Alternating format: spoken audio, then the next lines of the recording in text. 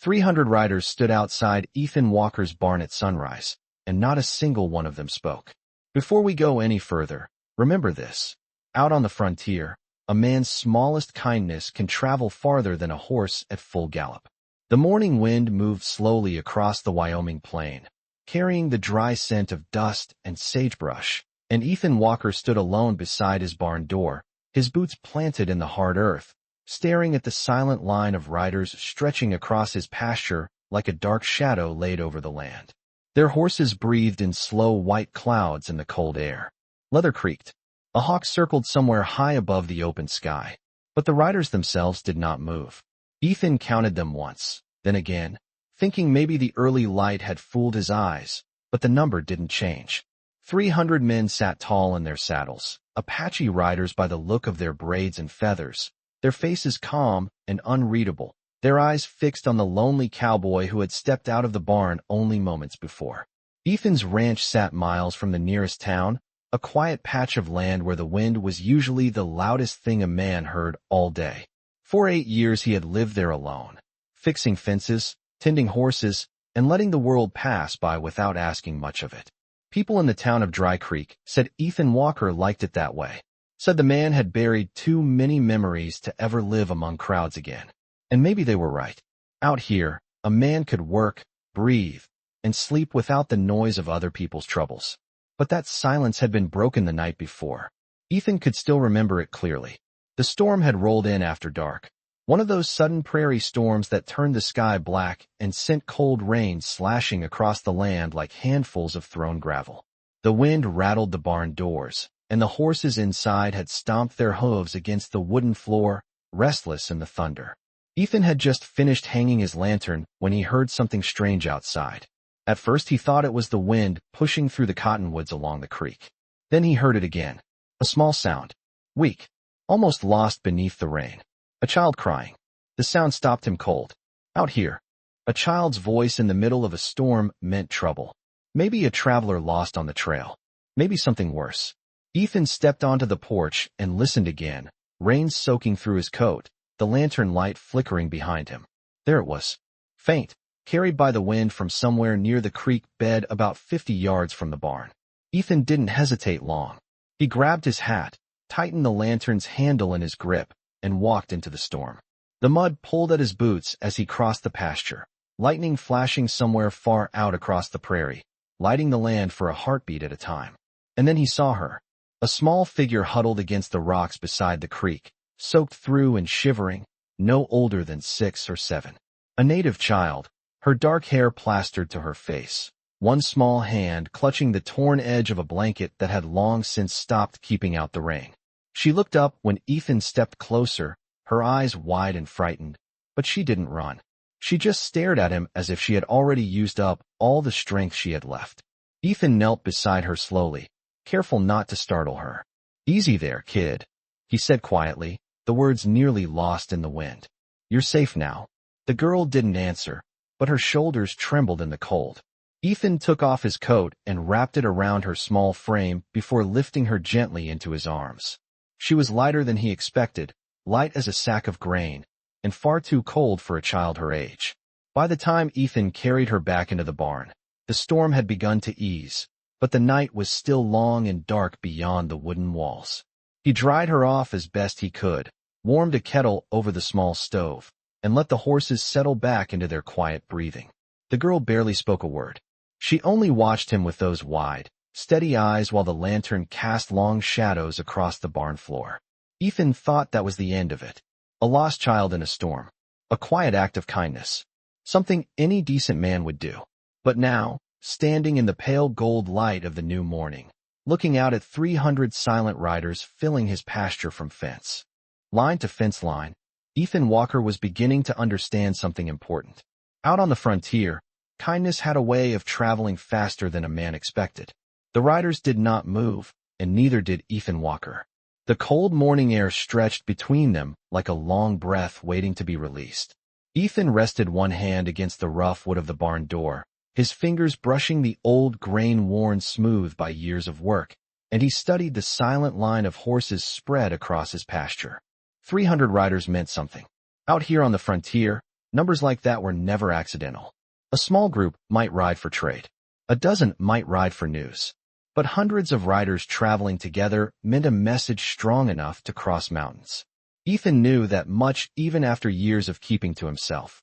The wind shifted slightly, carrying the smell of horse sweat, leather, and the faint smoke of morning fires from somewhere far behind the riders. Their horses stood calm and steady, powerful animals built for long travel across open country. Saddles were decorated with beadwork and braided leather. Feathers stirred gently in the wind. Still no one spoke. Ethan let his eyes move slowly across the line, measuring distance the way a rancher always did. The closest riders sat perhaps 60 yards from the barn. The farthest one stretched nearly half a mile toward the low hills beyond the pasture fence. Every man sat tall in the saddle, watching, waiting. It reminded Ethan of the way storms gathered across the plains, silent at first, dark on the horizon before the wind began to rise. But there was no anger in the air here. No shouting. No raised weapons. Just patience. The kind of patience that came from people who knew exactly why they had come. Ethan took a slow breath and stepped forward from the barn doorway, the gravel crunching under his boots. His hat cast a shadow across his eyes, but he kept his posture loose and calm. A nervous man made nervous horses, and the last thing he needed was 300 restless animals crowding his fence line. The nearest rider watched him closely, but did not move. The man appeared older than the others, his hair streaked with gray and tied neatly behind his shoulders. His horse shifted its weight once, then settled again. Ethan stopped, about 10 feet from the barn wall, and folded his arms across his chest. The sun had climbed a little higher now, lighting the land in a soft gold that stretched across the pasture grass. From where he stood, he could see the creek glinting beyond the cottonwood trees. That was where he had found the child the night before. The memory returned to him clearly now. After bringing her inside the barn, Ethan had wrapped her in a dry blanket and placed her beside the small stove he kept for cold nights. She had been quiet at first, too tired to speak, her eyes following every movement he made as if trying to decide whether she could trust him. Ethan had poured warm water into a tin cup and handed it to her carefully. "Drink slowly," he had said. "It will help warm you up." The girl had held the cup with both hands, the steam rising between her fingers, and after a moment she drank. Not much, just enough to steady herself. Ethan remembered noticing then that she wore a small leather cord around her neck. Hanging from it was a tiny carved pendant shaped like a bird with wings spread wide. The carving was simple but careful, the kind of work that took patience and skill. It caught the lantern light each time she moved. "You got a name, kid?" Ethan had asked gently. For a moment she had said nothing. Then finally, in a voice barely louder than the rain tapping the roof, she answered, "Lila." It was the only word she spoke all night. After that she had fallen asleep wrapped in the blanket, the steady sound of the storm fading as the hours passed. Ethan had stayed awake longer than he meant to, sitting on an overturned bucket nearby, listening to the horses breathe and the wind fade beyond the barn walls. At some point before dawn, he must have dozed off. When he woke, the girl was gone. The blanket lay folded neatly beside the stove. The barn door was still closed, and the only thing left behind was the small bird pendant resting on the wooden floor where she had slept. Ethan still had that pendant now. It sat in the pocket of his coat as he stood facing the riders. He had slipped it there earlier without thinking, the smooth leather cord coiled loosely between his fingers. The riders continued watching him in complete silence. Then, somewhere near the center of the long line of horses, a movement finally broke the stillness. A rider shifted aside. Another horse stepped forward, and through the opening between them, a smaller figure appeared riding toward the barn. The small rider moved slowly through the opening between the horses, and as the figure drew closer, Ethan Walker felt something shift inside his chest. The horse was smaller than the others, a calm brown mare stepping carefully across the pasture grass.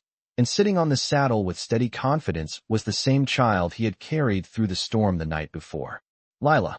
The morning light touched her dark hair as the horse approached, and for the first time since the riders had arrived, the silence surrounding the ranch seemed to soften.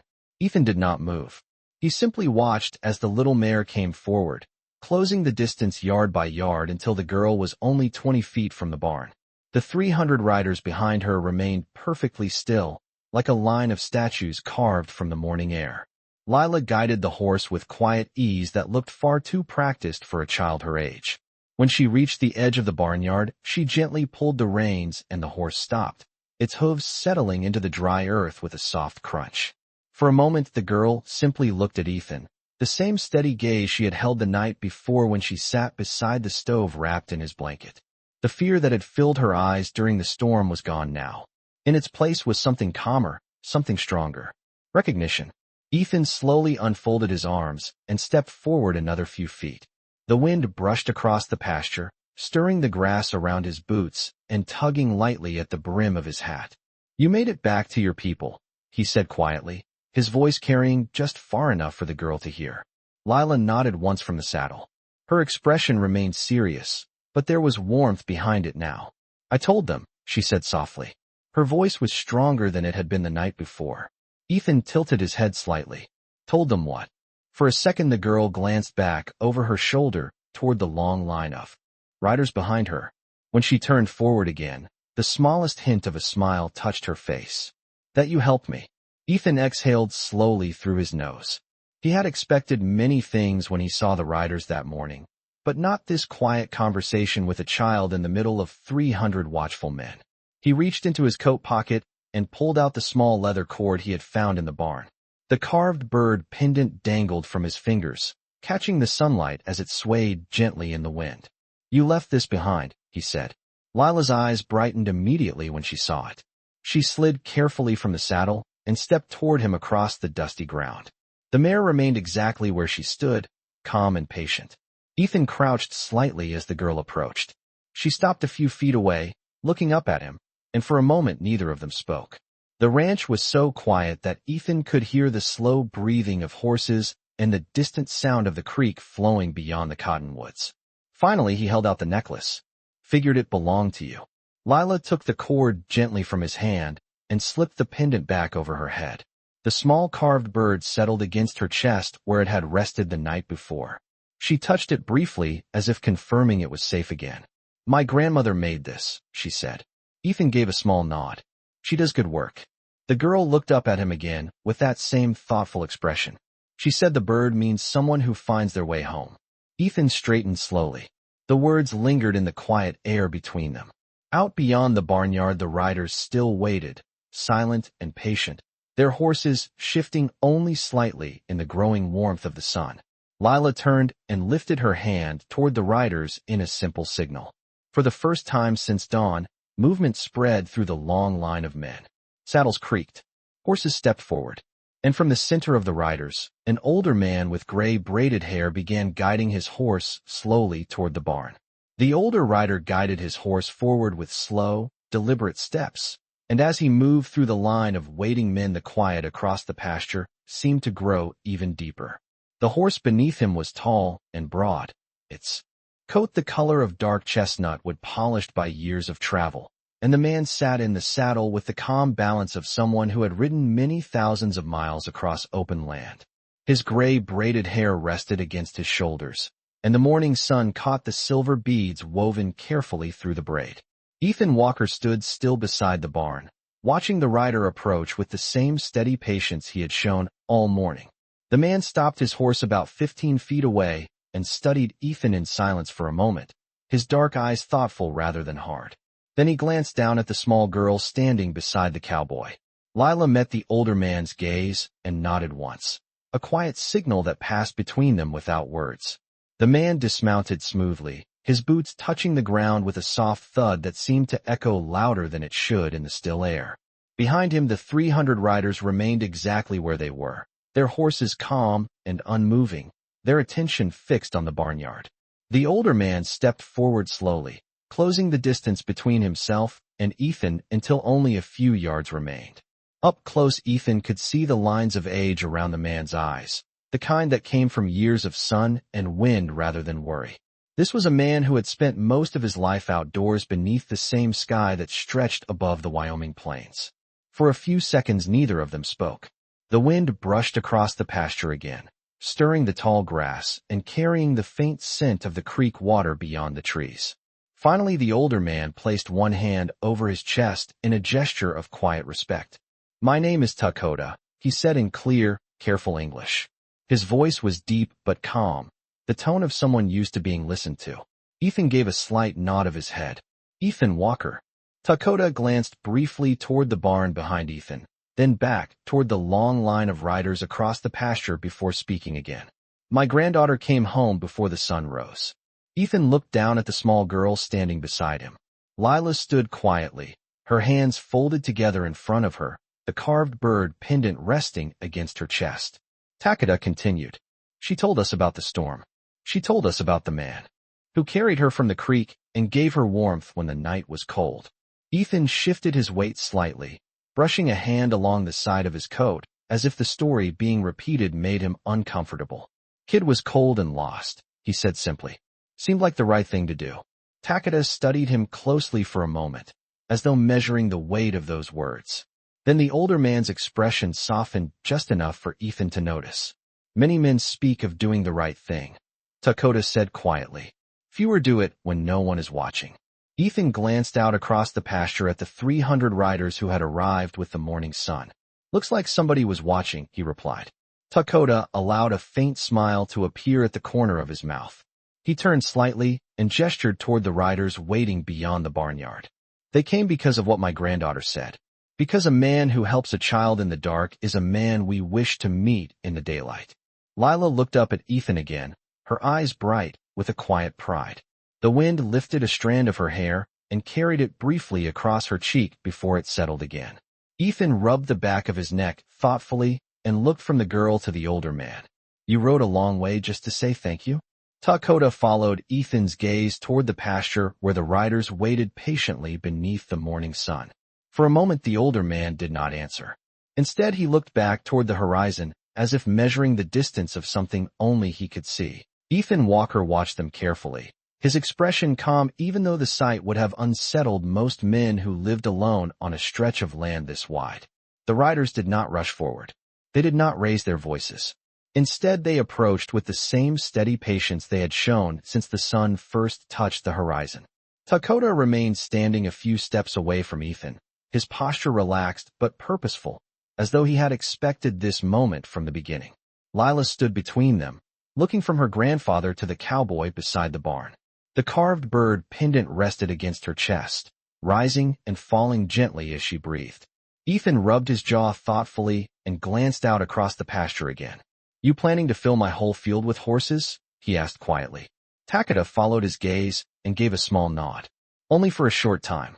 Ethan raised one eyebrow beneath the shadow of his hat. That's so. Takeda turned slightly, lifting one hand in a simple signal that carried across the riders without the need for a shout. At once the approaching men slowed their horses and guided them into neat rows along the outer edge of the pasture.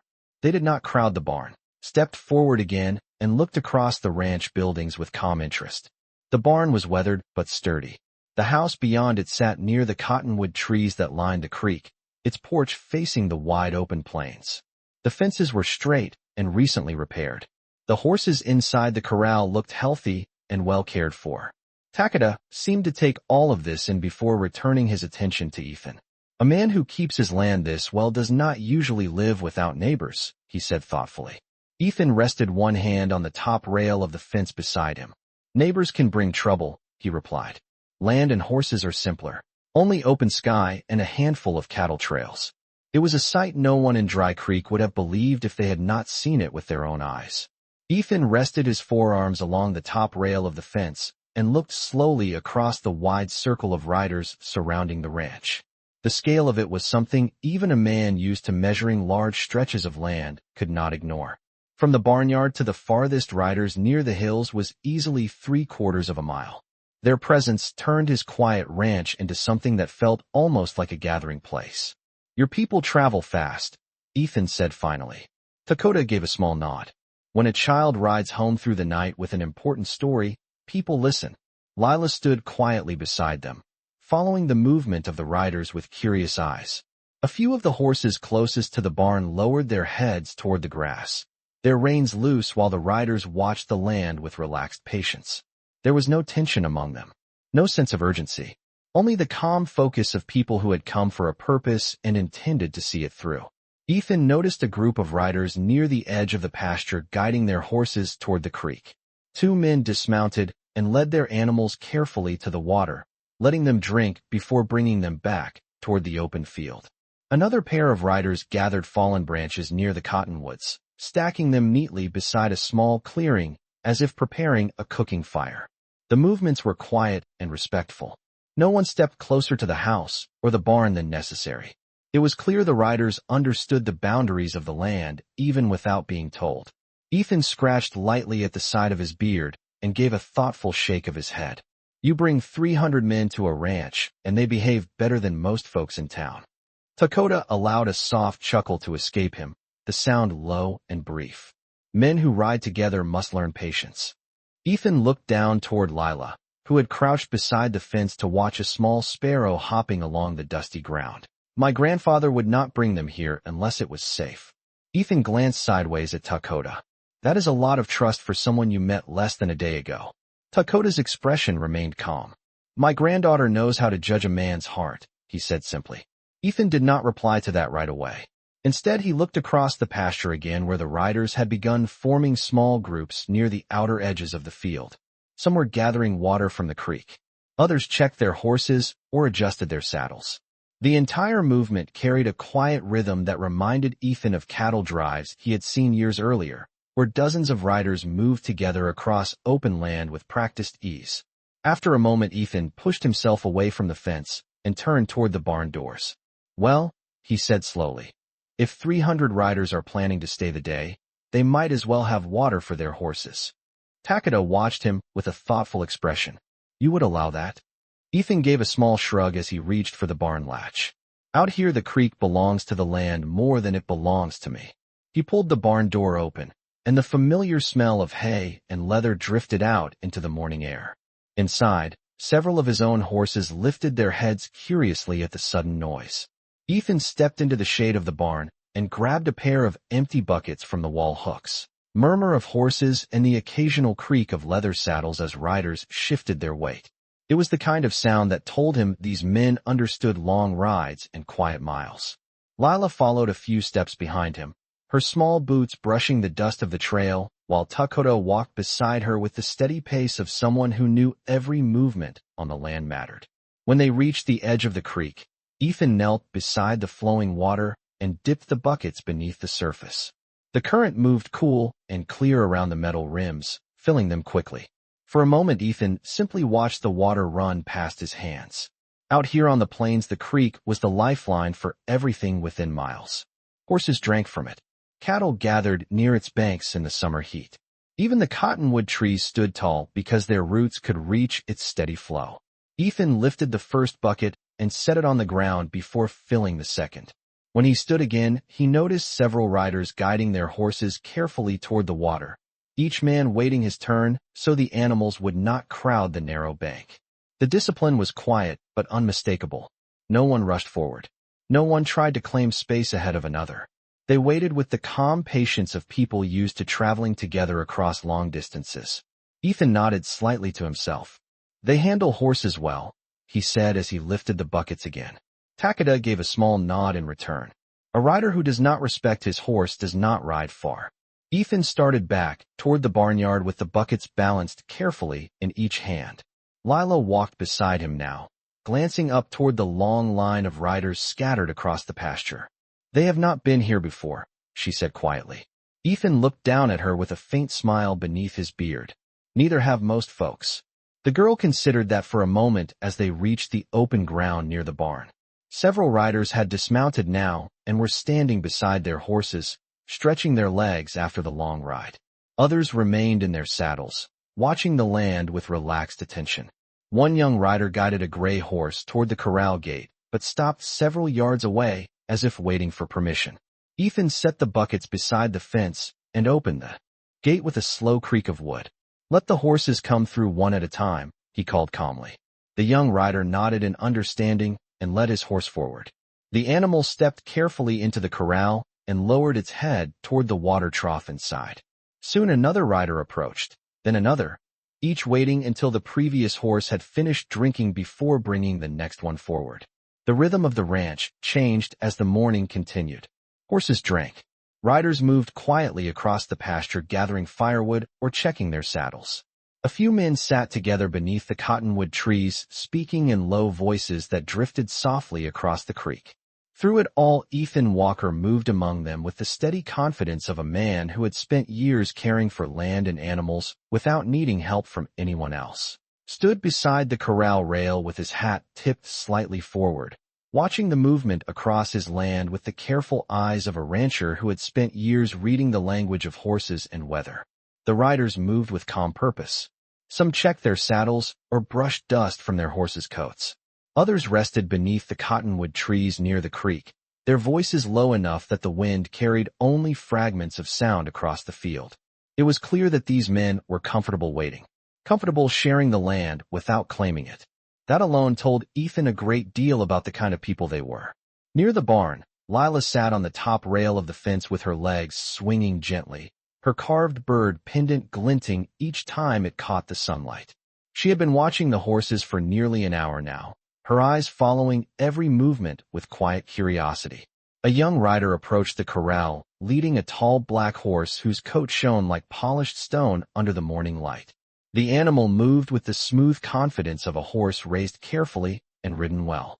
When the rider reached the fence, he paused and spoke softly to Lila in their own language.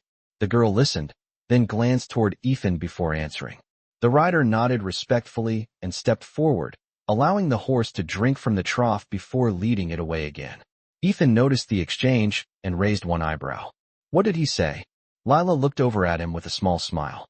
He asked if the horse could drink here. Ethan leaned his arms across the rail and studied the horse walking back toward the open pasture. He did not need to ask, he said. Lila shook her head gently. My grandfather says land always belongs first to the one who cares for it. Ethan glanced across the pasture toward Dakota, who stood a short distance away speaking with two riders near the cottonwood trees. The older man's calm presence seemed to anchor the entire gathering. Even from afar, it was clear that the riders respected his quiet authority. As the morning continued, small fires began to appear near the outer edges of the pasture where riders prepared simple meals. Thin trails of smoke rose into the clear sky and drifted slowly across the land. The smell of wood smoke mixed with the scent of grass and horses, creating the familiar fragrance of a camp on the open plains. Ethan had smelled it many times during cattle drives years ago, but never like this, never surrounding his own ranch. He pushed himself away from the corral rail and walked a few steps toward the open pasture, his boots crunching softly on the dry earth. From this position, he could see the full circle of riders stretching around the ranch buildings. It was a remarkable sight. 300 men who had come not with noise or demands, but with patience and respect. Dakota approached him again, his gray braid moving slightly in the warm breeze. For a moment, the two men stood side by side without speaking, simply observing the land. Finally, Ethan nodded toward the riders spread across the pasture. Your people ride far for something that most folks would call a simple favor. Dakota followed his gaze across the ranch. A favor is small, he said quietly. Protecting a child from the cold night is not. Ethan looked down at the dust near his boots, thinking back to the storm, the creek, and the small figure he had carried through the rain. At the time, it had not felt like anything special, just the right thing to do. When he looked up again, Dakota was watching him with a thoughtful expression. My granddaughter told us how you spoke to her, the older man said. You did not ask who she belonged to. You did not ask what tribe she came from. Ethan gave a small shrug. Kid needed help. That seemed enough. Dakota nodded slowly. Among my people, a man who helps a child without asking questions is a man whose heart we trust. The wind moved gently across the pasture again, bending the tall grass in slow waves. Ethan looked across the 300 riders resting on his land and realized that the quiet gathering surrounding his ranch had become something larger than a simple visit. It had become a promise carried across miles of open country, a promise that kindness had not gone unnoticed. By the time the sun leaned toward the western hills, the rhythm of the ranch had changed again. The long Wyoming afternoon stretched across the plains with a calm golden light, and the riders who had arrived with the dawn were beginning to gather their horses.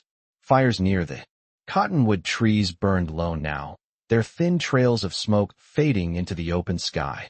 Horses stamped their hooves softly in the dust as saddles were tightened and reins were checked. The quiet patience that had filled the land all day slowly shifted into the quiet preparation of a journey about to begin again. Ethan Walker stood near the barn with one hand resting on the fence rail, watching the movement across the pasture. It had been many years since so many people had stood on his land at once, yet the day had passed without a single moment of tension.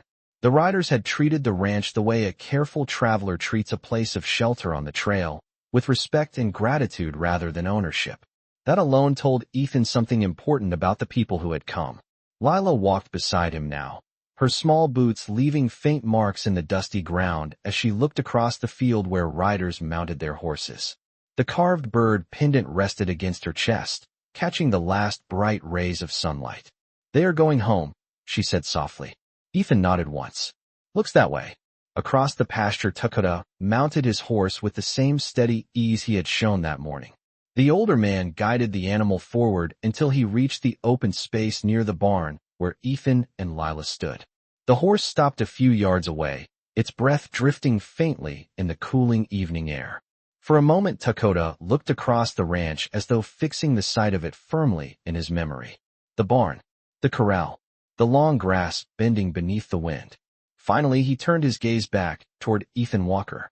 "When the sun sets," Dakota said calmly, "our people will ride." Ethan tipped his hat slightly. It has been a quiet day for a ranch that usually sees nothing but wind and cattle tracks. Dakota nodded. Sometimes quiet days carry the most meaning. Lila stepped forward and placed one hand lightly against the side of Dakota's horse. The animal lowered its head toward her with gentle familiarity. She looked up at her grandfather. "Will we come back?" Dakota rested his hand briefly on the horse's saddle horn before answering. "If the land welcomes us again." Ethan watched the exchange with thoughtful eyes. After a moment, he pushed himself away from the fence and stepped closer to the horse. "Your people are welcome here whenever they pass this way," he said simply. Dakota studied him for a long moment, as if weighing the sincerity of the words. Then he inclined his head in quiet respect. "A man who opens his land to others without fear is a man whose strength does not come from weapons or numbers," he said. Ethan gave a faint smile beneath his beard. "Strength around here usually comes from hard work and good fences." Dakota allowed the smallest hint of a smile in return. Around them, the riders began forming their long traveling line once more. One by one, the horses moved toward the open stretch of land beyond the ranch, their hooves stirring soft clouds of dust that glowed in the golden evening light. Within minutes, the circle that had surrounded the ranch all day slowly became a single, flowing line stretching toward the distant hills. Lila stepped back beside Ethan as the riders passed. Several of them nodded respectfully to the cowboy as they rode by. No words were exchanged. None were needed. When Dakota's horse finally turned toward the open plains, the older man paused one last time and looked back at the ranch. "A single act of kindness," he said quietly, "can travel farther than any rider." Then he guided his horse forward, joining the long line moving west across the fading light of the Wyoming plains. Ethan Walker stood beside the fence until the last rider disappeared beyond the hills and the evening wind returned to its familiar silence. The land looked the same as it had the day before, yet something had changed in the quiet space around the ranch. Out on the frontier, people often believed that strength came from solitude. But as Ethan turned toward the barn and the fading glow of the sunset stretched across the pasture, he understood something deeper.